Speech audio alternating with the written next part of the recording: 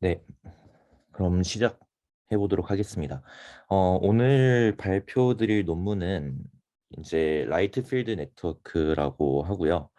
어, 기존에 공지드렸던 대로 널프라고 하는 이제 유명한 비유 신세시스 논문이 있었죠. 그래서 얘랑 비슷하게 이제 그 레프레젠테이션을, 그러니까 3D 공간을 좀 이해를 해서 카메라가 이제 다른 방향에서 봤을 때 어떤 뷰가 형성될 것인가에 대한 어떤 씬을 제너레이션하는 그런 태스크인 뷰 신세시스를 이제 널프와 같이 하는 어떤 알고리즘인데요. 이 널프가 처음에 발표된 뒤로 되게 널프의 다양한 버전들이 많이 나왔어요. 예를 들면은 널프가 테스트 타임의 어댑테이션이 너무 이제 느리다 해가지고 뭐 막 메타러닝 방법도 나오고 뭐 여러 가지 뭐 그냥 성능을 높이기 위한 방법도 나오고 여러 가지 방법들이 나왔는데 그 방법들 중에서 이제 널프랑 조금 다르게 가보자. 그러니까 널프의 방식을 활용하지 말고 발상의 전환을 통해서 좀 다르게 가보자 하는 시도들도 있었고 그 중에 이제 대표적인 방법으로 이제 라이트 필드 방법이 있다라고 보시면 될 것 같아요. 그래서 오늘은 그런 방법들 중에 라이트 필드 방법 중에 제일 처음으로 제시된 방법에 대해서 오늘 소개해 드리려고 하는 거고요. 그래서 진행을 해보면은 일단 이 논문은 뉴립스 2021, 그러니까 작년 뉴립스에 이제 이제 발표됐던 스팟라이트로 발표됐던 논문이고요.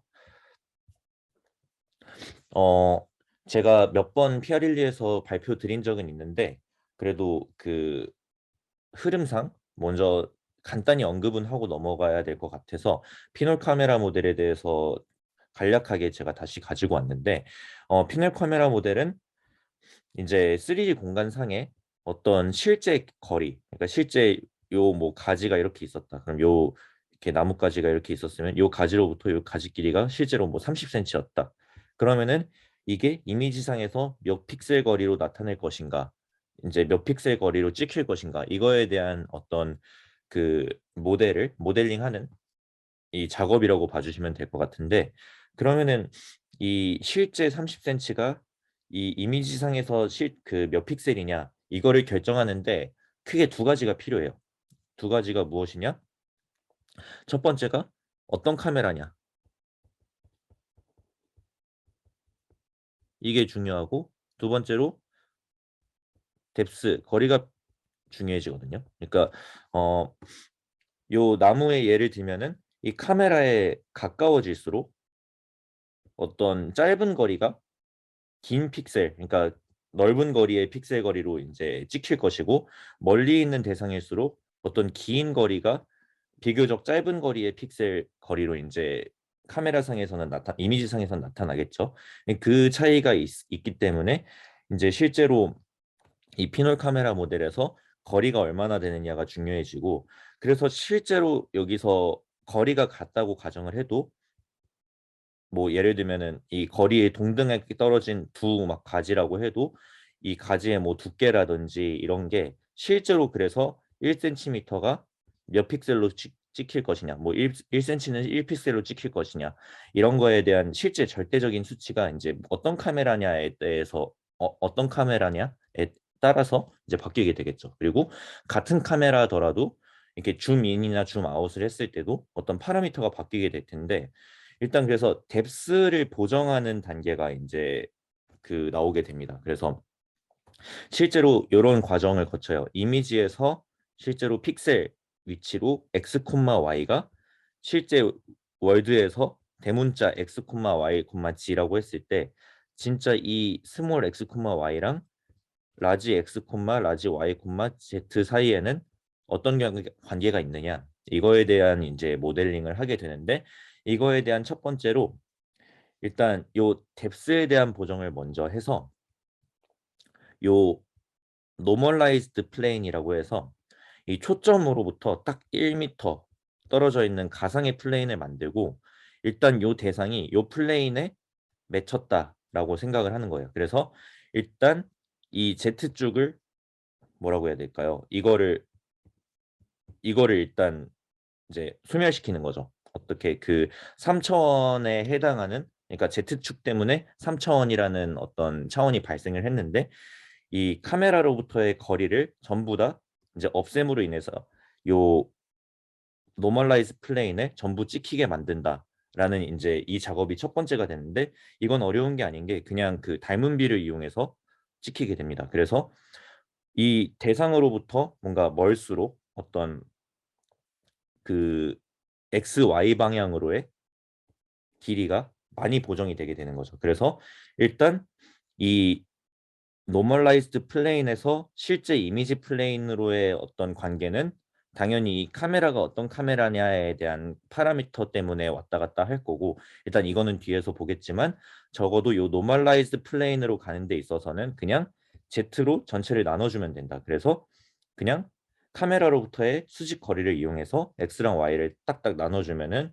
U를 그냥 지분의 X, V를 뭐 지분의 Y 이런 식으로 구해주게 되면은 끝난다라는 거죠. 그리고 이제 이 상태에서 U, V를 실제 X, Y로 바꿔주는 작업이 필요한데 그게 이제 어떤 카메라냐에 대한 어떤 인트린직 파라미터라고 하거든요. 그러니까 뒤에서 나오겠지만 인트린직 파라미터에는 어떤 값이 포함이 되냐면은 이 카메라의 초점 거리 그리고 이제 이미지 같은 경우는 요 왼쪽 위에가 0,0이 되는데 노멀라이즈 플레인의 같은 경우는 요 중앙이 0,0이 되는 경우가 많기 때문에 이거를 이제 왔다 갔다 해줄 뭐 트랜슬레이션에 해당하는 CX, CY 이런 애들이 이제 주로 이르게 됩니다. 그래서 이런 K를 노멀라이즈 플레인의 어떤 좌표에 곱해줬을 때 이미지 좌표가 되도록 K를 설정을 해주고요. 이거는 이제 카메라마다 주어지는 값이 되겠죠. 그래서 요 K를 이미지에다가는 뭐 역행렬을 곱해주면 되고 이제 노멀라이즈 플레인에서 이미지로 갈 것이다. 그러면 여기다가 K를 곱해주면 되고요. 그래서 아까 전에 G를 이용해서 노멀라이즈 플레인이랑 워드 코디네이트를 이제 왔다 갔다 했던 요 내용과 결합해서 써보면은 결국에는 실제 세상에서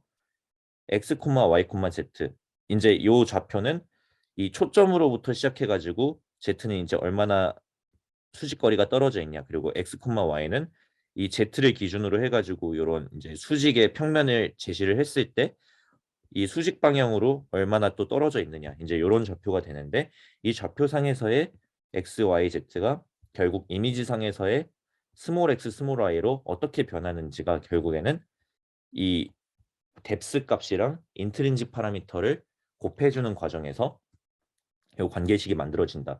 이 정도로 알고 계시면 될 것 같고요.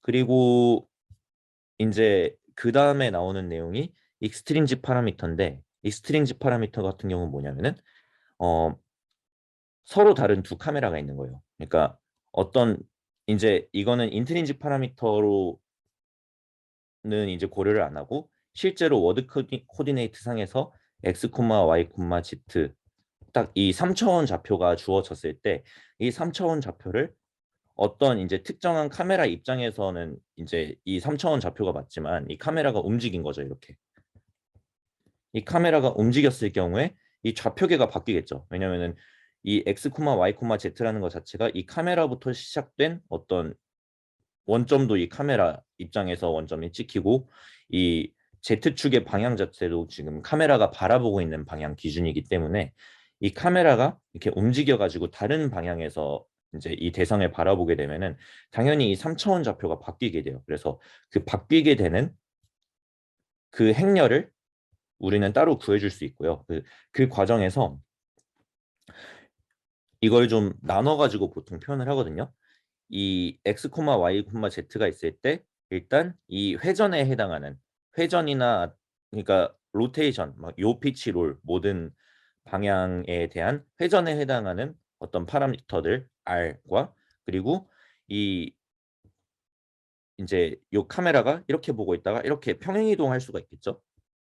이런 평행 이동하는데 이거를 얼마나 평행 이동했냐 이거에 대한 내용을 나타내는 T 이렇게 해가지고 보통 이제 피놀 카메라 모델을 알고 계신 분들은 익스트린직 파라미터다라고 얘기를 하는 게 아니라 RT가 얼마냐 이런 식으로 얘기를 해요 보통. 그래서 이렇게 R과 T를 이용해 가지고 어떤 대상점이 막 그 카메라가 여기서 보고 있었는데 여기 보는 걸로 바뀌었다. 그러면은 이 과정에서 발생하는 RT가 얼마냐라는 걸 물어봐서 이 RT에 따라서 요 점을 P라고 했을 때 보통 P에다가 R을 곱하고 여기다가 T를 더하는 방식으로 이 점의 좌표를 이동시키게 됩니다. 그래서 이 두 가지 인트린직 파라미터랑 익스트린직 파라미터가 이런 구조로 이제 피놀 카메라 모델에서는 이제 쓰이고 있다. 이거를 먼저 설명드리고 넘어가고 싶었고, 그리고 그 다음에 이제 지난번에 제가 옛날에 302번째인가로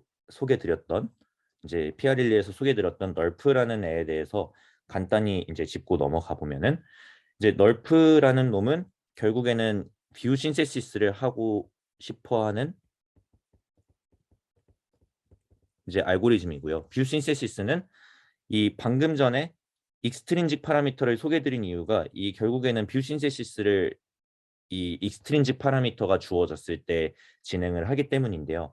어떤 대상이 이렇게 있다고 했을 때 이건 이제 이 사람을 정면에서 카메라가 찍은 어떤 이미지겠지만 우리가 알고 싶은 건 뭐냐면은 카메라를 살짝 돌렸을 때, 이 옆으로 이렇게 돌렸을 때 그러면은 이 사람이 어떻게 보일 것인가, 또는 여기로 돌렸을 때 이 사람이 어떻게 보일 것인가, 이거를 이제 만들어내는 게 뷰 신세시스라고 하고요. 이걸 하기 위해서 이제 다양한 방법들이 있겠지만 이 뉴럴 라디언스 필드, 줄여서 이제 널프라고 하는 알고리즘은 이 사람의 3D 정보를 전부 다 이제 데이터화 시켜가지고 저장을 하는 방법을 채택을 했어요. 그래서 그 방법을 어떻게 이제 보게 되냐면은 이 이제 볼륨 방식이라고 이걸 많이 하는데, 그러니까 이 이제 뷰 신세시스를 하고 싶은 대상의 어떤 3D 정보를 전부 어딘가에다가 저장을 해놓고 나서 이제 여기서 본 그러면 이미지 내놔라 하면은 이 3D 정보로부터 여기서 본 정보를 추출해내는 거죠. 이 방법이 이제 이 방법에도 여러 가지 방법이 있는데 어 제일 대표적이고 쉽게 생각해 볼 수 있는 방법이 복셀 방법이에요. 그러니까 한마디로 이 3D 이 어떤 이 물체의 3D 데이터를 복셀 형태로, 그러니까 픽셀의 3D 버전이죠. 그러니까 이렇게 막 제가 지금 여기서 그리긴 어려울 것 같은데 보통 이게 이렇게 어레이 형태로 이미지가 된다면은 이렇게 3차원 형태로 픽셀들을 쌓아가지고 이런 이 대상의 3D RGB 값들을 쭉 저장해 놓은 형태를 복셀이라고 하는데, 이렇게 저장하는 방법도 있지만 이러면은 사실 어 그 데이터가 되게 많이 들겠죠. 그러니까 메모리가 되게 많이 들겠죠. 그래서 뉴럴 라디언스 필드에서 활용한 방법은 뭐였었냐면은 이 이미지로 따지면 이런 거예요. 그러니까 이미지도 어떻게 보면은 우리는 이미지를 이렇게 2차원 어레이 형태로 가지고 다니고 있다가 어떤 이미지의 x, y 어떤 특정 값, 위치가 궁금하다라고 하면은 이 x, y를 딱 찍어서 이곳에 RGB 값 C, RGB 값을 그대로 읽어와 가지고 C다라고 우리는 바로 알려주는 형태가 이제 그 이미지 어레이 형태로 이미지를 저장하고 다닐 때는 이런 게 가능해지는데, 이러면은 이제 3차원으로 확장됐을 경우에 너무 비효율적이라는 거죠. 그래서 이 뉴럴 라디언스 필드가 하고 있는 방식은 뭐였냐면은 이 이미지로 따지면은 요 x, y를 넣었을 때 C, RGB 값가 나오는 어떤 함수를 뉴럴 네트워크에다가 학습시키겠다라는 거죠. 그러니까 이걸 함수로 보겠다는 거예요, 이미지를. 그래서 이걸 실제로 MLP, 그러니까 그냥 멀티레이어 퍼셉트론에다가 학습을 시키고 인풋으로는 그냥 X랑 Y 값 들어가서 MLP 몇 번, 히든 레이어 몇 번 거친 다음에 아웃풋으로 이렇게 RGB 값 3차원으로 이렇게 뽑는 거죠. 이렇게 하면은 이 이미지를 어떤 특정 위치의 값들을 기억을 하지 않고도 여기다가 다 학습을 해서 마치 요 파라미터들이 이제 이 이미지를 기억하는 형태로 만드는 거예요. 이거의 이제 3D 버전이라고 생각하시면 돼요. 그래서 이 뉴럴 라디언스 필드의 가장 핵심적인 아이디어는 이 3D 공간상에 어떤 큐브 안에 있는 3D 공간상에 있는 모든 점의 RGB 값들을 특정 위치 딱 x, y, z의 어떤 RGB 값을 알려달라라고 했을 때 바로 이 RGB는 얼마입니다라고 바로 알려주는 어떤 뉴럴 네트워크를 학습시키자라는 이제 이 아이디어가 메인이라고 보시면 될 것 같고요. 그래서 이 널프를 이용해서 그러면은 결국에 우리가 하고 싶은 건 사실 이 3D 공간을 뉴럴 네트워크한테 저장시키는 게 우리가 하고 싶은 일이 아니라 저장시킨 다음에 저장했다라고 치죠. 그 fx가 딱 있어가지고 f 어떤 x, y, z가 있어가지고 RGB 값들을 다 알고 있다고 해도 그래서 결국에는 여기서 이제 보고 있는 이미지가 만들어져 주어졌을 때 여기서 보고 있는 이미지를 어떻게 만들어낼 건데 이거에 대한 내용이 이제 결국에는 레이라는 개념을 아시면은 이제 되는데 이 대상을 카메라가 딱 찍었다고 했을 때 이 카메라 위치가 여기라고 했을 때 이 대상을 이제 카메라가 찍히는 어떤 초점의 위치가 여기 이제 이미지 위치라고 하고 상이 맺히는 위치라고 하고 이 카메라 입장에서 만약에 이 사람의 뭐 머리다라고 하면은 이 카메라로부터 이 사람의 머리까지 쭉 직선을 긋는 거죠. 직선이 아니네요. 쭉 직선을 긋고 그리고 이 중간에 딱 상이 맺히는 요곳에 결국에는 이 사람의 머리에 해당하는 여기쯤은 아니겠죠. 좀 위쪽에 찍히겠는데 이 사람의 머리에 해당하는 어떤 이 RGB 값이 쭉 이 선을 타고 와가지고 이 픽셀 위치에 맺히게 되겠죠.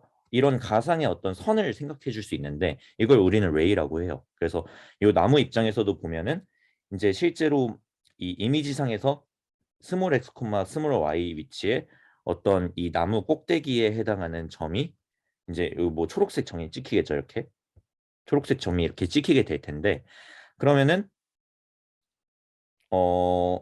요 나무 입장 말고 요 가지 끝을 볼게요. 이 가지 끝 입장에서도 여기 뭔가 갈색 어떤 점이 찍히게 되겠죠. 그러면은 이 초점으로부터 이 가지까지 그리고 이제 실제로 우리 RGB 이미지가 맺히는 곳까지 있는 어떤 가상의 라인을 설정을 할 수가 있는데 이걸 우리는 레이라고 하고요. 널프에서는 그래서 어떤 거를 했었냐면은 이 이미지 입장에서 여기 있는 이 RGB 값, 실제 RGB 값은 이 그러면은 사실 이 이미지 입장에서 어떤 픽셀 위치를 딱 설정을 하게 되면은 이 픽셀 위치에 해당하는 레이가 하나씩 나오게 돼요. 그러니까 카메라 위치가 있고 픽셀 위치가 딱 있으니까 카메라랑 픽셀 위치를 딱 있게 되면은 여기에 해당하는 어떤 이제 레이가 이렇게 형성이 되게 되는 거죠. 그러면은 픽셀 포지션 하나당 레이 하나가 딱 나오게 되는 거니까 요 레이 위에 있는 지금 얘 같은 경우는 요 이제 초록색 요 선 위에 있는 모든 점들의 RGB 값을 우린 다 구할 수 있죠.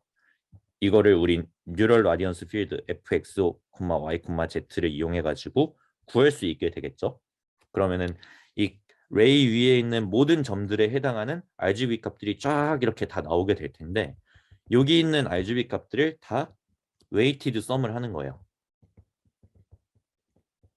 웨이티드 썸을 통해서 요 최종적인 RGB 값을 구해가지고 여기 찍는 거죠.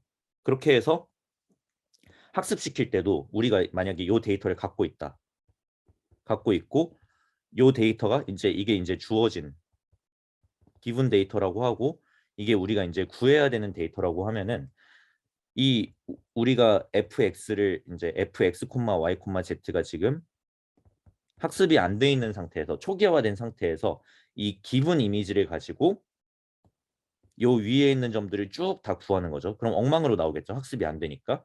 그러면은 그렇게 해서 특정한 룰에 따라서 웨이티드 썸을 해요. 이 웨이티드 썸을 어떻게 하냐에 대해서는 이 널프 이제 논문 제가 설명한 영상을 가서 보시는 게 좋을 것 같고 그래서 어떤 특정한 룰에 따라서 여기서 나오는 RGB 값들을 다 웨이티드 썸을 해가지고 어떤 값이 나오면은 이건 지금 기분 이미지니까 여기에 RGB 값의 GT가 존재하겠죠. 이 기분 이미지의 GT랑 이 웨이티드 썸 값이랑 이 둘 사이의 L2 로스 같은 거를 최소화시키는 거예요. 그렇게 하면은 요 fx가 학습이 되겠죠. 요 f가 학습이 된 상태에서 이번에는 요 방향에서 요 RGB 값을 구하고 싶다라고 하면은 이제 학습이 잘 돼 있을 테니까 이 학습이 된 f를 이용해 가지고 이번에는 우리가 원하는 요 레이 위에 있는 RGB 값들을 쭉 다 구하는 거죠. 또 이렇게 쭉 다 구해가지고 얘네들을 우리가 가지고 있는 어떤 그 룰에 따라서 웨이티드 썸을 하게 되면은 요 위치의 픽셀 값이 제대로 나오게 되겠죠. 이거를 이제 픽셀 개수만큼 반복을 하면은 요런 이미지가 하나 나오는 거죠. 그래서 이런 방식으로 널프를 이용해 왔었다. 그래서 사실 널프의 핵심은 뭐였냐면은 어떤 뉴럴 네트워크를 한 번 딱 학습을 시켜놓고 여러 번 이제 인퍼런스를 돌리는 게 아니라 이 대상이 씬이 결정될 때마다 어떤 씬이 딱 있고 이 씬에 대해서 뷰 신세시스를 할 거야라고 이제 정해지면은 그때 비어 있는 MLP 하나를 가지고 와가지고 주어진 이미지들에 대해서 학습을 시키는 거죠. 뭐 카메라 여러 장을 통해서 다양한 방향에서 찍은 이미 가지고 있는 이미지들을 가지고 이 MLP를 학습을 시킨 다음에 그러면은 요 새로운 방향에서 바라본 요 관점에서의 이 대상은 어떻게 생겼을까라고 물어봤을 때 그때서야 이제 인퍼런스를 하는 그런 이제 시나리오가 된다. 그래서 이 시나리오는 이 라이트 필드 네트워크도 이제 그대로 따르고 있습니다. 근데 어떤 게 다르냐면은 이제 이런 게 다른 거죠. 이제 라이트 필드 네트워크에 대해서 설명을 드릴 텐데 기존의 이제 널프 같은 볼륨 렌더링 방식들은 아까 설명드렸듯이 어떤 레이가 정해지면은 이 레이에 해당하는 RGB 컬러 값이 하나가 딱 나오고 이제 이 값이 여기에 해당하는 이게 이 논문이 되게 그림을 잘 그렸는데 여기에 해당하는 이 딱 이 위치에 해당하는 RGB 값으로 딱 찍히게 되는 원리인 거죠. 그 과정을 거치기 위해서 이 널프 같은 볼륨 방식들은 이 레이 위에 있는 모든 RGB 값들을 하나하나를 다 여러 번 샘플링을 할 필요가 있었어요. 그 다음에 이걸 또 웨이티드 썸을 해야지 비로소 요 RGB 값을 하나 얻을 수 있는 구조였던 거죠. 그래서 너무 비효율적이다라는 게 이 논문에서 지적한 바예요. 그래서 이 논문에서는 어떤 얘기를 하고 싶은 거냐면은 그러면은 요 3D 씬을 지금은 인풋이 XYZ 좌표고 아웃풋이 RGB 값이잖아요. 이거를 XYZ를 쓸 게 아니라 차라리 그냥 이 레이를 인풋으로 넣어버리는 게 어때라는 거죠. 이 레이의 정보를 그냥 인풋으로 이 레이를 어떻게 우리가 파라미터라이제이션을 할지 모르겠지만 뒤에서 소개하겠지만 이 레이를 이제 공간상에다 표현하면은 총 4차원이 나와요. 어떤 4D 인풋을 넣어가지고 RGB를 바로 뽑을 수 있다면은 그러면은 이 공간상에 존재할 수 있는 그러니까 이 3차원 공간상에 존재할 수 있는 뭐 요런 레이도 있을 수 있고 막 요런 레이도 있을 수 있고 요런 레이도 있을 수 있고 다양한 레이가 있을 수 있겠지만 이 레이를 인풋으로 넣었을 때 RGB를 바로 뽑을 수 있게끔 뉴럴 네트워크를 학습을 시킨다면은 이 여러 번 뽑을 필요가 없겠죠 이러면은 그래서 요런 거를 이제 얘네가 정의를 하고요. 그러면은 이제 그래서 여기서 말씀드리는 것처럼 이게 기존의 볼륨 렌더링 방식이고 이제 그 얘가 우리가 오늘 볼 라이트 필드 방식인데 라이트 필드 네트워크 방식인데 요 레이라는 놈을 이제 인풋으로 넣었을 때 RGB를 바로 뽑는다에 대한 내용이 되겠고요. 그래서 이제 그러면은 우리가 제일 먼저 생각해 줘야 되는 거는 요 레이를 그럼 어떻게 표현할 거냐라는 거죠. 3차원의 직선 3차원의 직선을 우리는 그러면은 어떤 파라미터를 통해 나타내는 게 가장 효율적이고 좋을 것이냐 이거를 이제 고민을 해야 되는 단계가 되는 거죠. 그래서 여러 가지 방법이 있어요. 제일 먼저 떠오르는 방법은 점 두 개로 이렇게 표현을 하는 거죠. 이러면 이제 6차원으로 표현을 할 수 있게 되는데 그리고 그 다음에 생각해 볼 수 있는 게 점 하나랑 이 점에서 출발할 필요는 없죠. 그냥 이 방향 벡터 하나 이것도 결국에는 6차원 또는 얘 같은 경우는 5차원으로도 표현할 수 있죠. 이 사실 요 D 같은 경우는 노멀라이즈를 하면은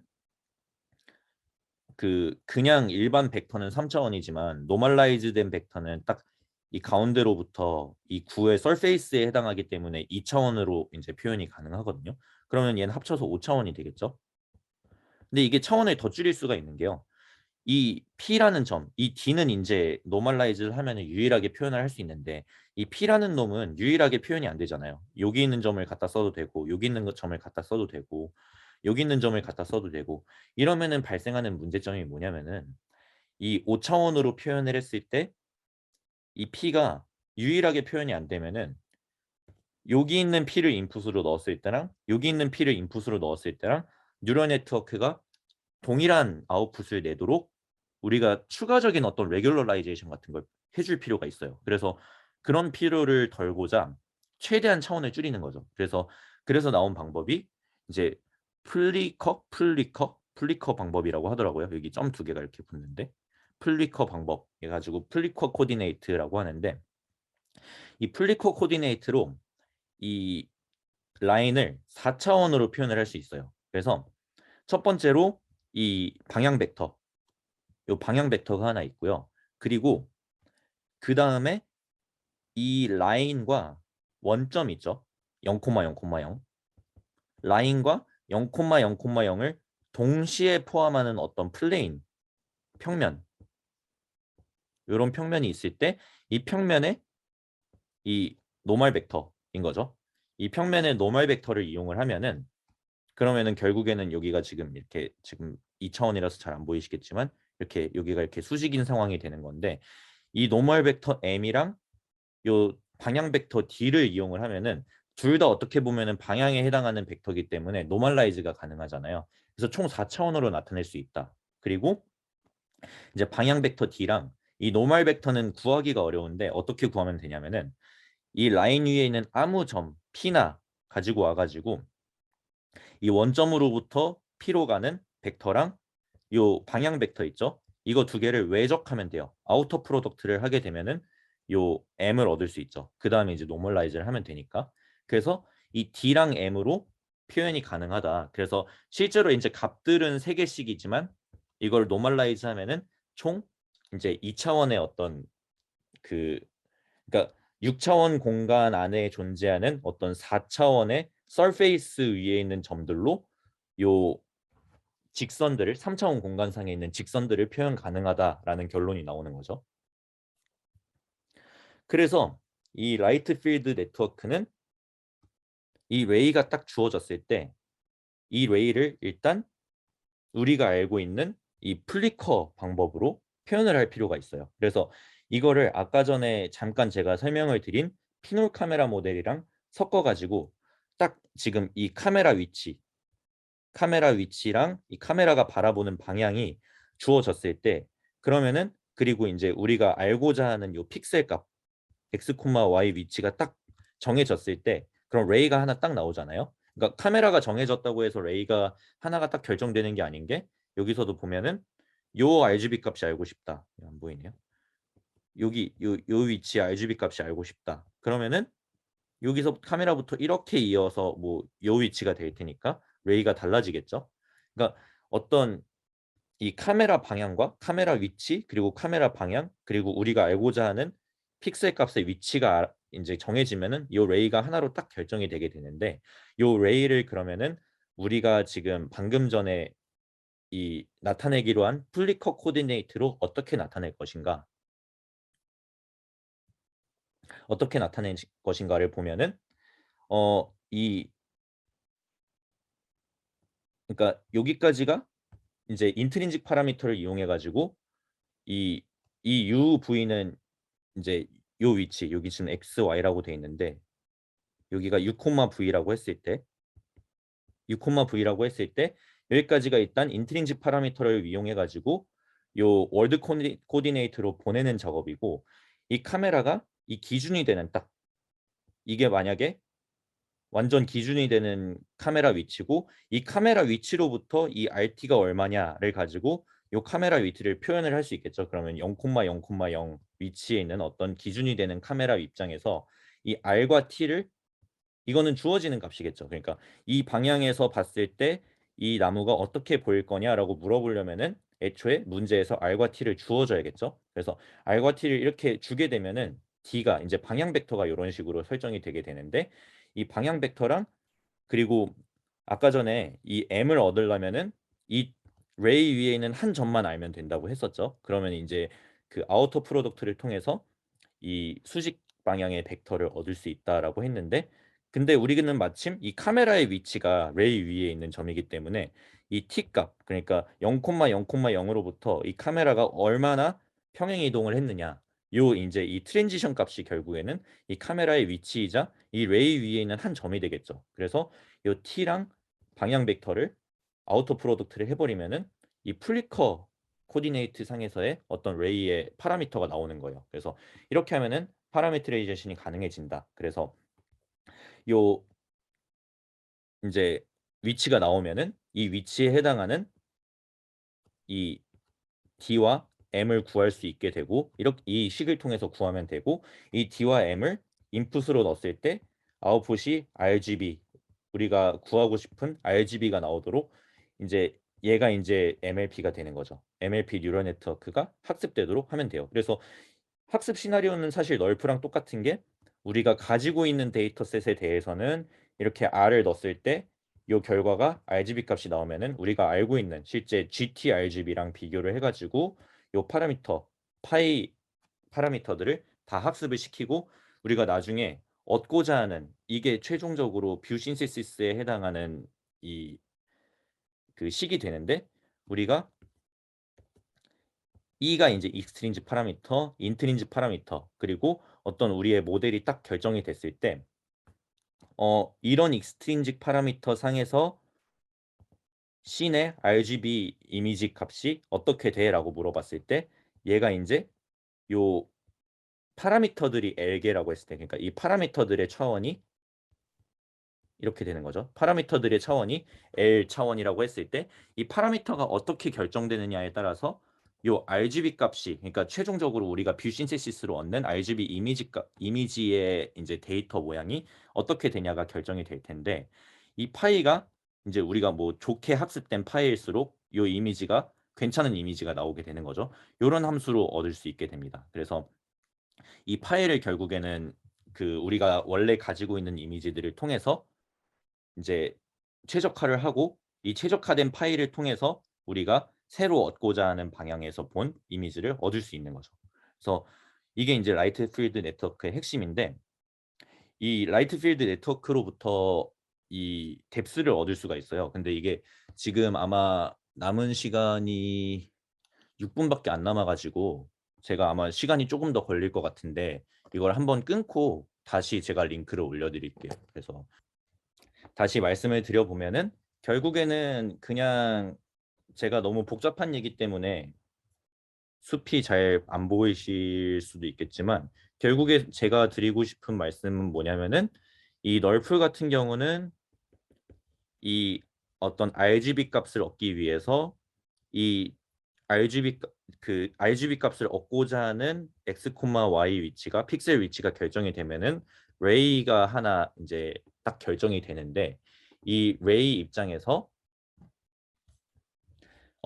기존의 널프와 같은 어떤 볼륨 렌더링 방식들은 이 레이 위에 있는 이 점들을 전부 엄청 많이 샘플링을 해가지고 이 3차원 좌표에 해당하는 RGB 값들을 하나하나 다 뽑아가지고 이거를 이제 다시 합성하는 과정을 거쳐야 되지만, 이 라이트 필드 방식 같은 경우는 요 레이 자체가 인풋이기 때문에 그냥 요 레이를 인풋으로 넣었을 때 RGB 값 딱 하나를 얻을 수 있는 함수를 그냥 바로 학습시켜 버리자라는 아이디어고, 그래서 실제로 이제 연산량 같은 게 많이 줄어들었어요. 그래서 그런 이제 아이디어가 메인이다라고 보시면 될 것 같고요. 근데 이 널프랑 다르게 이 라이트 필드 방식의 좀 치명적인 단점이라고 하긴 좀 그렇고, 단점이 뭐냐면은 이 예를 들면은 이 씬에서 그래서 뷰 신세시스를 했어요. 실제로 뭐 사람이 이렇게 있었는데 옆에서 이 본 이미지를 얻은 거죠.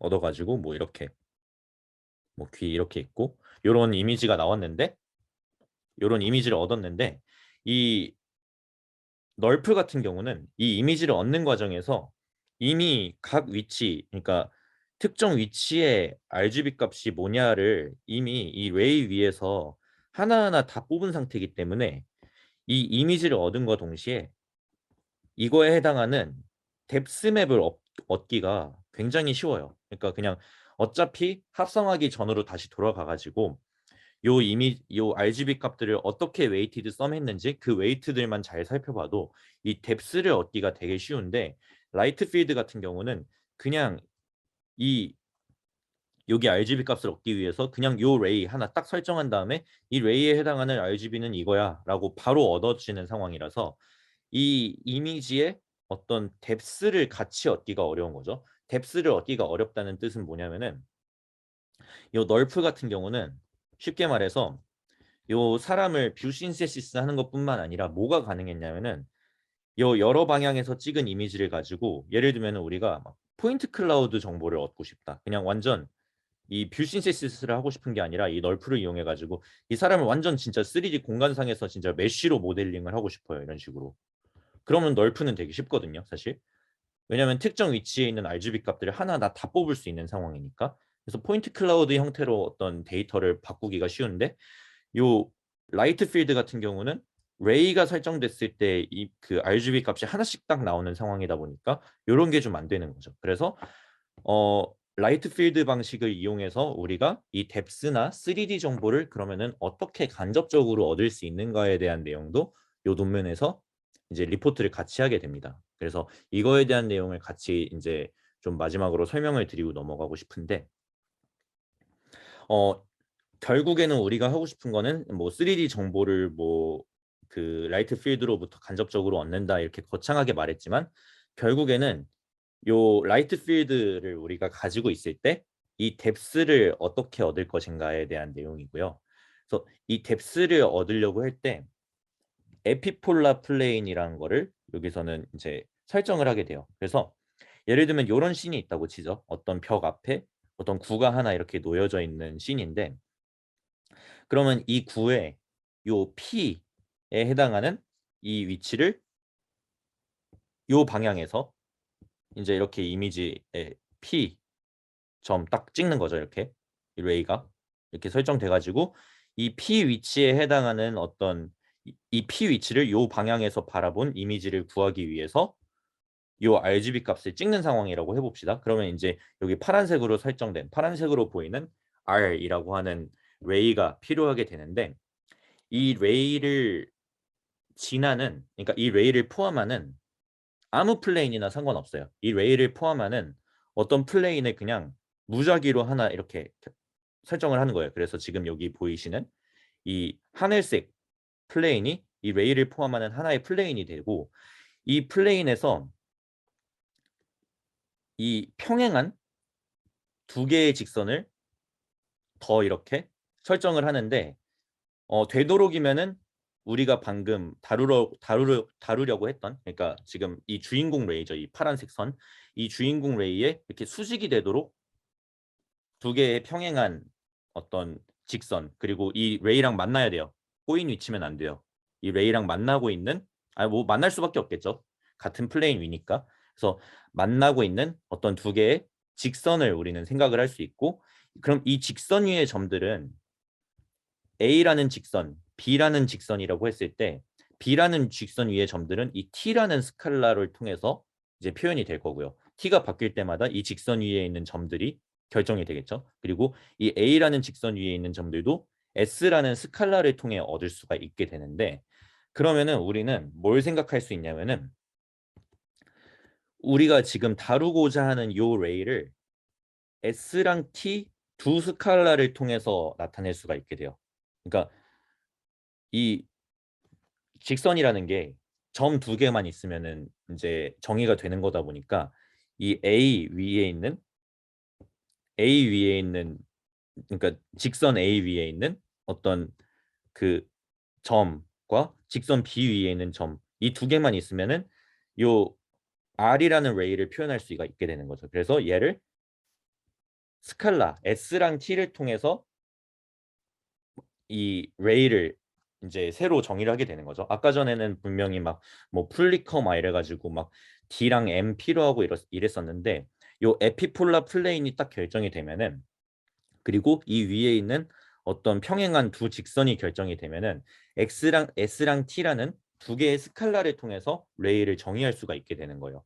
그리고 이렇게 해서 정의된 레이에 해당하는 요 파이 같은 경우는 레이가 들어가서 RGB가 나오는 함수였죠. 아까 전에 이제 결국 얘가 라이트 필드 네트워크가 되는데 이 라이트 필드 네트워크를 통해 얻은 요 RGB 값 C가 있을 거고요. 그러면은 뭐 굳이 우리가 이걸 다시 플리커 방식으로 표현을 해보면 요런 느낌이 되겠죠. 근데 아무튼 간에 얘를 이런 식으로 표현을 해놓고 보면은 뭘 할 수 있냐면은 이 RGB 값 있잖아요. 이 RGB 값을 S, T 도메인에다가 이렇게 쭉 그려볼 수 있어요. 두 개 다 스칼라니까 2차원 도메인에다가 이 S랑 T가 각각 변했을 때 이 결과 RGB 값이 어떻게 보일 것인가를 그릴 수가 있는데 이런 느낌이죠. 이걸 지금 이 플레인을 위에서 이렇게 바라본 건데 지금 이게 이제 에피폴라 플레인이 되고요. 이 에피폴라 플레인 입장에서 예를 들면은 여기가 지금 아까 전에 이 P 입장에서 우리가 얻은 이 R이라는 놈이고 그러면 이 R에 해당하는 S, T가 있겠죠. 그러면은 이 위치에 이제 우리가 원하는 이 P의 어떤 그 RGB 값이 있을 거고 이 R이라는 주인공 라인뿐만 아니라 S랑 T를 자유롭게 바꿔가면서 그 레이에 해당하는 실제 GT RGB를 우리는 쭉 그려볼 수가 있어요. 그게 이제 요 이미지가 되는데 요 이미지를 얻고 보면은 뭘 생각을 해볼 수가 있냐면은 요 P 있잖아요.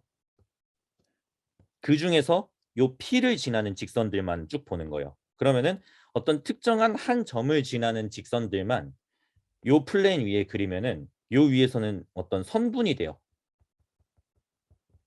그래서 여기서도 나왔지만 어떤 이 방향으로는 직선이 쭉 갈 수 있겠죠. 뭐 요런 직선이 있을 수도 있고 뭐 요런 직선이 있을 수도 있고 근데 이제 오른쪽 방향으로 쭉 이동하다 보면은 어떤 파이 아니 타우죠. 어떤 타우 이 구에 접하는 타우 이상으로는 이제 그 다음부터는 오클루전 때문에 피가 보이지 않는 상황이 발생을 하는데 그거를 여기 지금 형광색으로 이렇게 표시를 한 거예요. 요 선분을 이 피가 결국에는 이 피를 지나는 그러니까 이 P의 값이 이 P의 RGB 값이 그 레이의 RGB 값이 되는 레이들을 이 ST 평면에다가 쭉 그려본 거죠. 그러면 요 연두색 어떤 그 선분이 나오는데 요 선분의 기울기 이 선분의 슬로프를 분석을 해보면은 이 P의 뎁스를 얻을 수 있어요. 잘 생각을 해보시면은 그러니까 그러니까 어떻게 보시면 되냐면은 예를 들면 이 P가 엄청 뒤에 있는 놈이었다. 요런 점이다. 그러면은 상대적으로 여기서 막 이런 식으로 이 A 위에는 S 값은 엄청 많이 움직이는데 S 값이 많이 움직이는 거에 비해 T 값은 엄청 조금 움직이잖아요.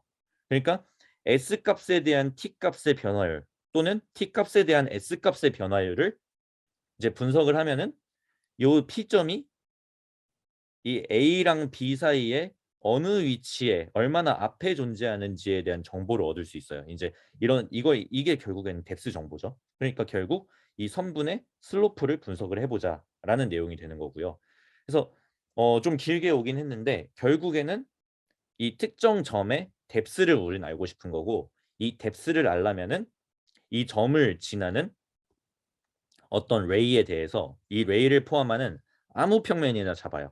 아무 평면을 이제 우리는 에피폴라 플레인이라고 하는 거고 이 에피폴라 플레인 상에서 이제 이 P 점을 지나는 어떤 그 S랑 T 값, S, T 값들의 집합을 이제 쭉 그려보면은 하나의 직선 또는 선분이 나오는데 그 선분의 슬로프를 분석해 보면은 이 P의 뎁스 정보를 얻을 수 있다.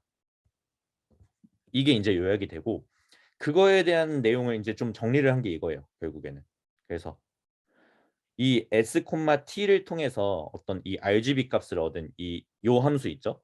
요 함수를 T로 미분한 거랑 S로 미분한 거를 각각 가지고 와서 이런 식으로 연산을 하게 되면은 우리는 그 레이 그러니까 이 P의 어떤 뎁스 값을 얻을 수 있다. 그러니까 특정 레이 입장에 그러니까 레이 하나당 뎁스가 하나씩 결정이 될 수밖에 없는 게 이 레이가 결국에는 이 레이의 RGB 값을 결정하는 요인은 이 레이가 이 3차원 공간상에서 물체의 어느 뎁스 위치에서 딱 부딪혀서 왔느냐. 지금 이거잖아요, 결국에는. 그러니까 이 레이 하나당 뎁스가 결정이 되겠죠. 그래서 그 레이의 뎁스를 얻는 방법은 이런 식으로 계산을 하면 된다. 그리고 요 이제 그 네. 그렇게 되고요. 요 이제 라지 D 같은 경우는 우리가 그 A랑 B 라인을 설정을 해줄 때 평행하게 설정을 해준다고 했었는데 이 평행한 두 직선 사이의 거리가 되겠어요. 그래서 요 식을 통하면은 이제 우리는 뎁스 맵을 얻을 수 있다. 그래서 제가 뭐 하고 싶었던 말은 널프 같은 경우는 그냥 구조 자체만으로 이미 이 씬을 3D 모델링을 하는 알고리즘이기 때문에 이 뎁스를 얻는데 큰 문제가 없었는데 이제 라이트 필드 네트워크 같은 경우는 널프보다 확실히 여러 번 샘플링을 안 해도 되니까 이제 가볍긴 하지만 요 3D 정보를 얻기가 상당히 좀 어려웠다. 근데 이거를 이제 요 논문의 저자들은 이런 방식을 이용을 하면은 이제 각 점의 뎁스를 얻을 수 있다라고 얘기를 하고 있는 거죠. 그래서 이 방법을 통해서 얻을 수 있으니까 3D 모델링을 하는 방법에서도 큰 문제는 없다라고 결론을 내리시면 될 것 같고요. 이제 마지막으로 이 프레임워크를 어떻게 학습을 시킬 것이냐에 대한 내용인데요. 그냥 학습 어떻게 시킬 거냐에 대한 내용인데 널프처럼 학습을 시켜도 돼요. 사실 그냥 널프처럼 학습을 시켜도 되는데 어, 널프의 장점 중에 하나가 또 뭐가 있었냐면은 이걸 뭐 nem버션 스페이스라고 하는데 특정 점을 요 방향에서 봤을 때 그리고 요 방향에서 봤을 때 RGB 값이 보통 우리는 달라질 수도 있어요. 예를 들면 막 거울 같은 거. 그 정반사를 하는 거울이나 뭐 이런 물결 위에 그 약간 잔잔한 수면을 보면은 이게 달라질 수 있는데 보통은 이런 뷰 신세시스를 하는 이 태스크들은 램버션 스페이스를 가정을 하거든요. 그러니까 어떤 특정 점을 바라보는 방향에 따라서 이 RGB 값이 크게 변하지 않을 것이다 라는 걸 전제로 깔고 들어가는데 이 널프 같은 경우는 이걸 걱정할 필요가 없어요. 그냥 인덕티브하게 이미 이 램버션 스페이스가 깔려 있어요. 그러니까 어떤 특정한 그냥 X, Y, Z를 뭐 방향 없이 딱 위치를 넣어주면은 이 위치에 해당하는 RGB 값을 그냥 절대적으로 뽑아주는 그런 구조였기 때문에 이 램버션 스페이스라는 어떤 가정에 대해서 뭔가 이런 프라이어를 따로 넣어주지 않아도 괜찮았었는데 문제는 이제 이 라이트 필드 같은 경우는 이 점을 지나는 어떤 이 그 레이를 인풋으로 넣어주는 상황이다 보니까 요 레이가 인풋일 때랑 요 레이가 인풋일 때랑 RGB 값이 막 크게 차이가 날 수가 있다는 거죠. 물론 이게 이제 일각에서는 이거는 오히려 더 자유도 아니냐 그래가지고 이제 좀 더 이건 좋은 상황 아니냐라고 할 수 있는데 이제 자유도가 높다는 건 그만큼이나 학습이 어렵다라는 거니까 아무래도 학습에 뭔가 조금 더 신경을 써줘야 된다라는 상황이 되는 거죠. 그래서 요 논문에서는 이 널프가 제한되고 나서 이 널프의 메타러닝 방법이 이제 많이 또 제한이 됐었거든요. 그러니까 이 널프라는 놈 자체가 이 씬이 하나 딱 결정되면은 뭐 사람이 이렇게 서 있는 요 씬이 결정되면은 이때부터 이 사람을 여러 방향에서 찍은 이미지 가지고 학습을 시작하는 알고리즘이다 보니까 그러면은 여러 씬 그러니까 이걸 한 단계 더 위로 이렇게 하이퍼 네트워크 개념으로 생각을 해서 여러 씬에 대해서 이제 학습하는 방법론 자체를 이제 미리 다시 학습을 시켜 놓으면은 요 씬 하나에 대해서 학습할 때도 뭔가 조금 더 그 수렴이나 이런 게 빠르지 않을까? 요런 내용에 대해서 이제 메타러닝을 진행한 방식이 많이 제한이 됐었는데 이 라이트 필드 네트워크 같은 경우는 그냥 제한될 때부터 이 제한될 때부터 메타러닝을 같이 이 논문에서 제안을 하게 됩니다. 왜 그랬냐면은 이 프라이어 때문인 거죠. 이, 이쪽 방향에서 본 거랑 이쪽 방향에서 본 거랑 뭔가 데이터를 통해서 어떤 프라이어까지 얘가 학습을 하게 만들려면은 요 어떤 특정한 씬 딱 하나만 봐서는 뭔가 이 프라이어를 충분히 제공하는 게 좀 부족하다라고 이 저자들은 생각을 했나 봐요. 그래서 이제 뭐 사람도 되고 뭐 비행기도 되고 뭐 자동차도 되고 여러 가지 3D 씬을 다 보고 얘네 가지고 이제 메타러닝을 하는 거죠. 이 씬 하나가 딱 결정됐을 때 얘를 가지고 이제 뭐 뷰시세시스를 하거나 하려면은 다시 그때 가서 이제 트레이닝이 필요하겠지만 이 트레이닝을 위한 트레이닝을 이 다양한 씬에 대해서 미리 할 수가 있잖아요. 이제 이렇게 하면은 데이터가 풍부해지니까 아까 전에 말했던 이 램버션 반사에 의한 이런 그 프라이어를 충분히 학습할 만한 데이터가 뭔가 잘 들어가게 된다라는 내용이고요. 그래서 얘네가 메타러닝 방식을 같이 제안한 이유가 약간 이런 배경이 있다라는 거를 설명을 드린 거고, 그렇게 해서 이 하이퍼 네트워크 프레임워크를 이용해 가지고 얘네가 이 그 라이트 필드 네트워크를 이제 학습을 하게 되는데, 일단 이 데이터셋의 구성은 이래요. 그러니까 이미지가 있으면은 이 이미지에 해당하는, 그러니까 이 이미지가 딱 있으면은 트레이닝 셋인 거죠. 이 트레이닝 셋이 있으면은 우린 이 이미지에 뭘 알아야지 이 트레이닝에 활용할 수 있냐면은, 얘 지금 익스트린즈 파라미터, 그러니까 어떤 카메라의 기준 방향이 있었을 때 이 기준 방향으로부터 RT가 얼마고, 그리고 이 어떤 카메라로 찍었냐, 인트린직 파라미터, 막 가까이서 그 카메라를 줌인해서 찍었을 수도 있고 줌아웃해서 찍었을 수도 있고 그런 파라미터, 그런 게 있을 때 이제 이 이미지에 해당하는, 그래서 익스트린직 파라미터랑 인트린직 파라미터가 있다라고 했을 때 요 SI에 대해서 이 K는 이제 한 씬에서 이미지 개수가 되겠죠. 그러니까 샘플을 어느 방향에서 얼마나 다양하게 찍었냐 이거고, 요 I가 이제 어떤 씬이냐에 대한 인덱스가 되는 거죠. 그래서 이런 다양한 씬에 대한 다양한 방향에서 다양한 인트린직으로 찍은 이미지들의 데이터셋이 있다고 가정을 했을 때, 우리는 원래는 요 라이트 필드 네트워크를 그냥 학습을 할 생각을 했었는데 요 하이퍼 네트워크를 생각을 해가지고, 요 하이퍼 네트워크가 요 라이트 필드 네트워크의 이 파라미터들을 아웃풋으로 예측하게 만들어 버리는 거예요. 그래서 이 라이트 필드 네트워크의 이 파라미터를 예측하게 만든 다음에 얘를 이제 이 파이에다가 입혀 가지고 이 상태에서 어떤 레이를 막 인풋으로 넣고 하면은 되도록 만든 거죠. 그리고 이제 이 Z 값은 어떤 씬이냐, 씬마다 있는 파라미터가 되겠죠, 이제.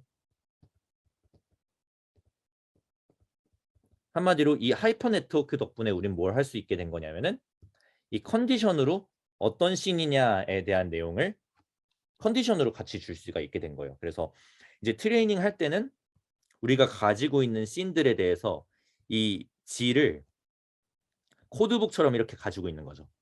G0부터 뭐 Gn까지 코드북처럼 가지고 있고, 그리고 G1부터라고 하는 게 좋겠네요. G1부터 N까지 코드북처럼 가지고 있는 상태에서 이 하이퍼 네트워크를 같이 학습을 시키면서 요 짓을 계속하는 거예요.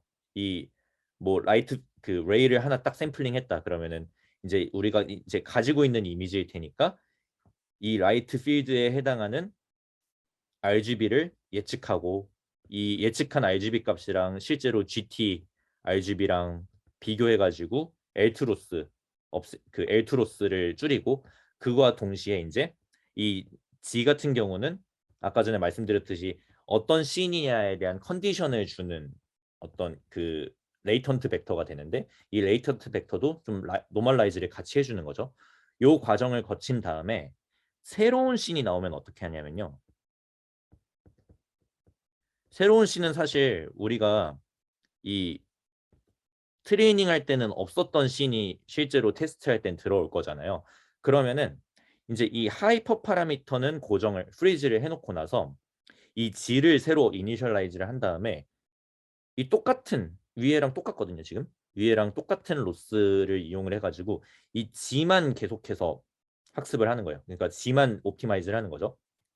그러니까 이미 여기서 하이퍼 네트워크가 이미 어떤 G가 주어졌을 때 G만 잘 주어지면은 이 올바른 라이트 필드 네트워크의 파라미터를 만들어내는 거는 이제 하이퍼 네트워크를 학습을 다 됐다고 치고 이 다음에 이 새로운 씬 우리가 실제로 인퍼런스를 할 씬이 들어오면은 이 새로운 G만 학습을 하는 거예요. 그래서 이 G가 딱 결정이 되면은 이 G를 인풋으로 넣고 우리가 원하는 특정한 방향 뭐 E나 또는 특정한 그 인트린직 파라미터 상에서 본 이미지를 얻을 수 있는 요 함수를 얻게 되는 거죠. 그래서 요런 식으로 학습을 한다. 그래서 이제 메타러닝을 이용해서 이제 학습을 하는 프레임워크를 같이 소개를 드린 거고요.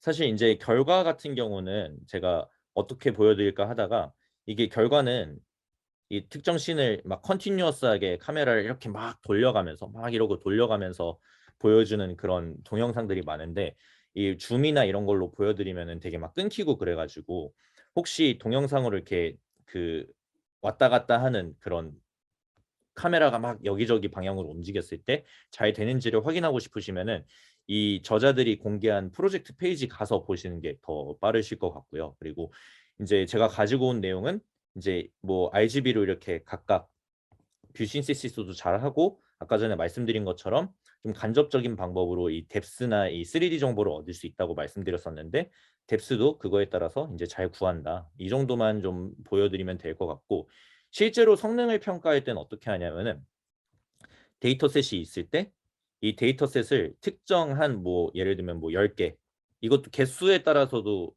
이제 테스트를 해요. 뭐 10개 방향에서 본 데이터를 딱 주어진 다음에 그러면은 이 10개 말고 이 10개에 포함되지 않은 새로운 방향 뭐 요런 방향에서 어떤 씬이냐. 그럼 이거에 대한 GT도 있겠죠. 그렇게 해 가지고 이제 PSNR을 비교하는 그러니까 고런 방향으로 이제 정량 평가를 하게 됩니다. 뭐 이제 1000개가 있으면은 총 1000개가 있으면 이 중에 100개 보여주고 나머지 이제 900개 예측해 가지고 PSNR 제고 뭐 이런 식으로 하는 거죠. 그래서 이런 식으로 한다라는 거고 네, 그래서 오늘 이제 발표드릴 내용은 여기까지고 좀 어려운 내용이라서 제가 횡설수설한 것 같기도 한데 일단 질문이 있으면 받고 넘어가도록 하겠습니다.